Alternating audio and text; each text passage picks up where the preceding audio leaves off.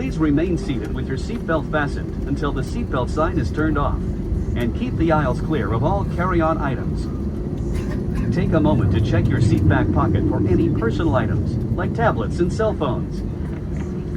I'd like to be the first to welcome you to Newark, where the current local time is 10:38. As a reminder, please keep your seatbelts fastened until the seatbelt sign comes off as we make our way to the gate. We will be arriving into Terminal A,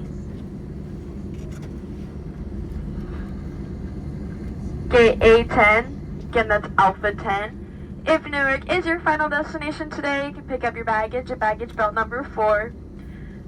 On behalf of the entire crew, I'd like to thank you for flying American today, and we hope to see you again shortly. We do apologize for any delays that you may have encountered today, and we hope that your next trip goes smoothly. When you open the overhead compartment, be careful, as items may have moved in flight. And thank you for choosing American Airlines.